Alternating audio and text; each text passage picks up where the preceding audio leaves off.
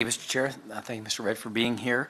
I want to talk about extended producer responsibility, and you made a sort of a passing reference to it in terms of the structure that BC has, and I guess I'd like to try to uncouple a few things, because one of the things I find compelling, and this is consistent with, I understand, the motion that was passed by AUMA calling for more extended producer responsibility.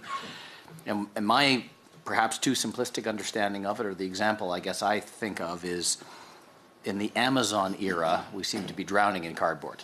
And that's a tremendous cost, this environmental impact.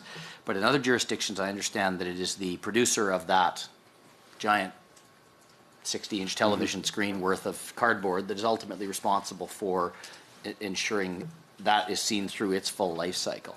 So I guess I'm just interested in your comments or thoughts on a similar model, whether you think that should apply to Alberta, if there's opportunities there, and if that can be done or should be done in a way that mimics what other provinces do, or if there's a way that we can create a made in Alberta kind of hybrid approach where some of the governance elements that you seem to think are appropriate to maintain in Alberta, can that be uncoupled from that basic principle of extended producer responsibility?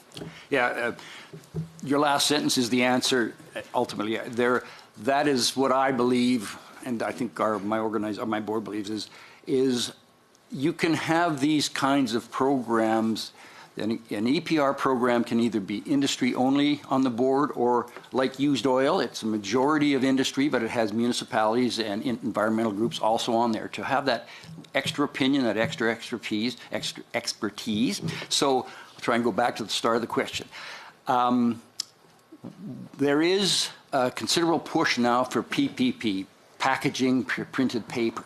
So the box around the TV isn't actually going with the TV, it's going into the municipal stream, and that's the target of the program. In Alberta, the government, the Alberta Environment, has been considering trying to do their packaging program using industry only, EPR. There is no driving reason to have EPR. You still need a regulation. It's still fee-based. Sometimes you'll hear a discussion about the fees are hidden and they're internalized. But I have to watch this. EPR is something that came out of European academia, and its primary purpose was designed for environment. If you make industry pay, they will make better products. It didn't work there. It's happening anyway because market forces. So the primary purpose for EPR doesn't exist and doesn't relate in Canada. We know you can take that model and modify it. It's all based on how the government writes the regulation. There's just a simple bit of phrasing difference, and that opens the door to at least a board like the used oil board, where you have both. The beverage container board is also a stakeholder board. So it can, the government, I think the Alberta Environment's under pressure because generally everybody's embracing EPR, and they seem to be odd man out.